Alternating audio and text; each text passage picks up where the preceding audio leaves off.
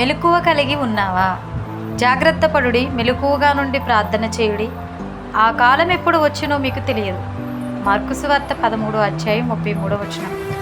నోవాహు వస్త్రములు లేకుండా దిగంబరిగా నిద్రించాడు.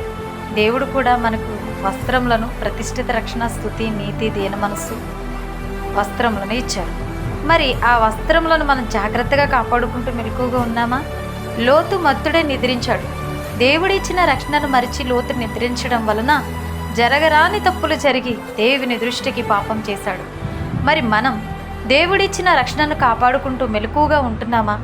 లేక లోకమనే రంగుల వలయములో మత్తులమైపోయామా? సంసోను దెలీలా ఒడిలో నిద్రించాడు.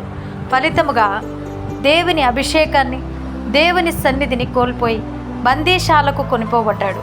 సాతాను ఒడిలో జోలపాటలు వింటూ క్రైస్తవ్యమనే ముసుగు ధరించి అభిషేకమును, దేవుని సన్నిధిని కోల్పోయావా?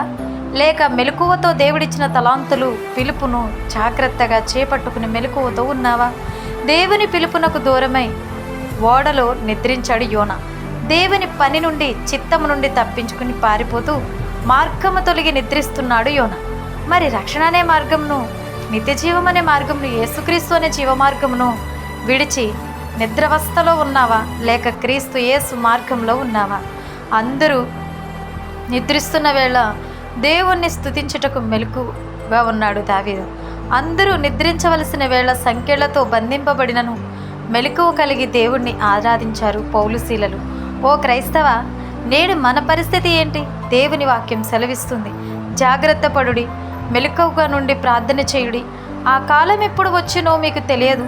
ఒక మనుషుడు తన దాసులకు అధికారం ఇచ్చి ప్రతి వానికి వాని పని నియమించిన మెలకువగా నుండుమని ద్వారపాలకునికి ఆజ్ఞాపించి ఇల్లు విడిచి దేశాంతరము పోయినట్టే ఆ కాలముండును. ఇంటి యజమానుడు ప్రొద్దుగురికి వచ్చునో, అర్ధరాత్రి వచ్చునో, కోడి కూయినప్పుడు వచ్చునో, తెల్లవారినప్పుడు వచ్చునో, ఎప్పుడు వచ్చునో మీకు తెలియదు. ఆయన అకస్మాత్తుగా వచ్చి మీరు నిద్రపోవచుండుట చూచునేమో, కనుక మీరు మెలకువగా నుండి అని మార్కు సువార్త 13:33-37 వరకు మనం చదివినట్టయితే మనకి ఈ విషయాలన్నీ కనిపిస్తాయండి. మరి ఆధ్యాత్మిక జాగ్రత్తను మనం కలిగి ఉన్నామా? మెలకువ కలిగి ప్రార్థిస్తున్నావా? లేక అర్ధరాత్రి వరకు జాగారాలు చేస్తూ చేతిలో మొబైల్ పట్టుకుని ఉంటున్నామా? హృదయాన్ని విగ్రహాలతో నింపుకొని మరణాంతరం జీవితం గూర్చిన చింత లేక ఈ లోకంలో ఎలా జీవించాలి, ఏమి సంపాదించాలి అనే ఆలోచనలతో ఆధ్యాత్మిక జాగ్రత్తను మర్చి జీవిస్తున్నామా? లేక దేవుని రాకడ గురించిన భయము కలిగి జాగ్రత్తగా ఉంటున్నామా? ఒక్కసారి మనల్ని మనం పరీక్షించుకుందాము. మెలకువ కలిగి జాగ్రత్తగా ఉన్నామా? ఈ క్షణం మన రక్షకుడైన యేసుక్రీస్తు ప్రభు మహాప్రభావముతోనూ మహిమతోనూ మేఘారూఢుడై వస్తే ఆయనతో కొనిపోబడే గుంపులో మనం ఉండగలమా? దేవుడు నీకు ఇచ్చిన వస్త్రములను కాపాడుకున్నావా? లేక నోవాహు వస్త్రం లేకుండా దిగంబరిగా ఉన్నట్లుగా నీ జీవితం కూడా ఆ విధంగా ఉందా?